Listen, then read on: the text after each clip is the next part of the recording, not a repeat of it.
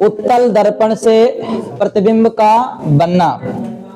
तो ध्यान देना ए भैया, हम लोग देखेंगे उत्तल दर्पण से प्रतिबिंब का बनना।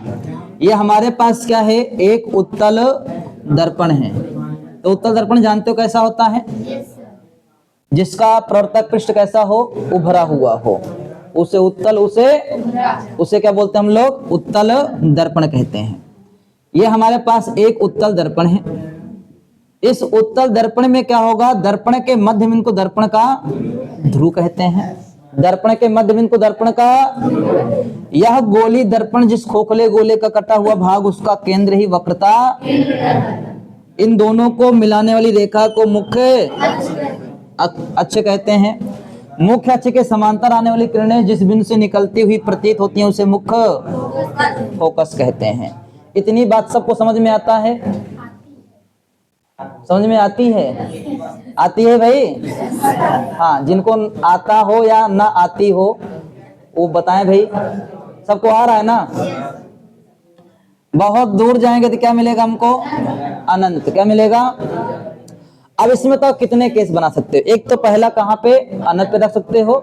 दूसरा अनंत और ध्रुव के, एक तो रख सकते हो अनंत पर, और एक रख सकते हो कहाँ पे, अनंत और ध्रुव के बीच रख सकते हो। चलो भाई, अनंत पे वस्तु को रखते हैं। अनंत पे वस्तु को रखते हैं। मुख्य अक्ष के समांतर एक किरण जा रही है।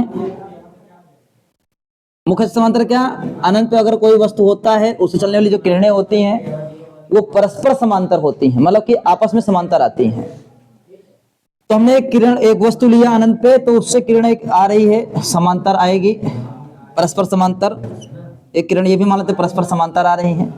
तो पता है कि जब दर्पण से, उत्तल दर्पण से प्रकाश का परावर्तन होता है, अगर समांतर आ रहा है मुख्य अक्ष के, तो वह मुख्य फोकस से निकलता हुआ प्रतीत होता है। किससे निकलता हुआ प्रतीत होता है?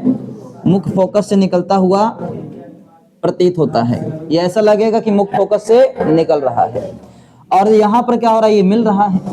तो इसमें प्रतिबिंब किस तरह का बन रहा है? तो बोलोगे भैया, इसमें जो प्रतिबिंब बनेगा कैसा बनेगा?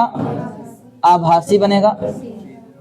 और जब कभी भी आभासी होगा तो कैसा बोलोगे? सीधा बन रहा है। और कहां पर बन रहा है? तो बोलोगे दर्पण के पीछे मुख्य फोकस पर।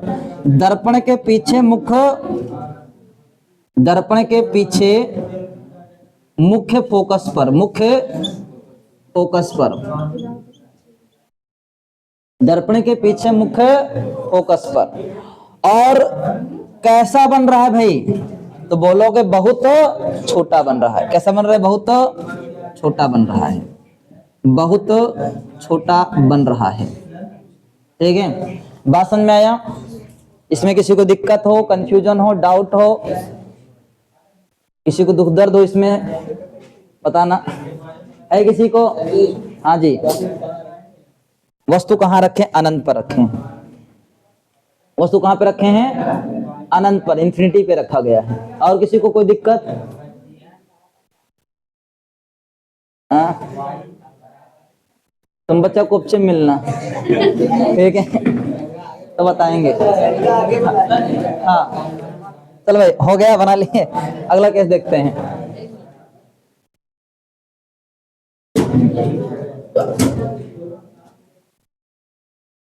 चलो भैया, केस नंबर अब की बार 2 बनाते हैं। दूसरा नंबर केस, केस नंबर 2। अब की बार वस्तु को कहां रखेंगे? अनंत और ध्रुव के बीच में। अनंत और ध्रुव के बीच में। देखो ये अनंत है और ये ध्रुव है, इनके बीच में कहीं पर भी रख दें, कहीं पर भी रख दें इनके बीच में। ठीक है, अब पहली किरण ले जाएंगे मुख्य अक्ष के समांतर। अगर प्रकाश किरण मुख्य अक्ष के समांतर जा रहा है, प्रकाश की किरण मुख्य अक्ष के समांतर जा रहा है, तो परावर्तन के बाद कहां से होकर जाएगा? मुख्य फोकस से निकलता हुआ प्रतीत होगा। क्या कहां से निकलता हुआ प्रतीत होगा? मुख्य फोकस से निकलता हुआ प्रतीत होगा। दूसरी किरण चलते हैं कहां से? वक्रता केंद्र से। अगर ये प्रकाश किरण वक्रता केंद्र से जा रहा है तो जिस पथ से गया है उसी पथ से क्या होगा ये, इसको आगे डॉट डॉट बढ़ाएं तो देखो यहां पर क्या हो रहा है, ये इंटरसेक्ट कर रहा है एक दूसरे को, और यहां पर क्या बनेगा? इसका इमेज बनेगा। तो कैसा इमेज बनता हुआ इसमें दिख रहा है? तो पहला तो दिख रहा है ये आभासी, दर्पण के पीछे है तो आभासी होगा। दूसरा कैसा दिखेगा ये, सीधा। और कहां पर बन रहा है बोलोगे, दर्पण के पीछे मुख्य फोकस और ध्रुव के, मुख्य फोकस और ध्रुव के बीच, और ध्रुव के बीच, ध्रुव के बीच बन रहा है।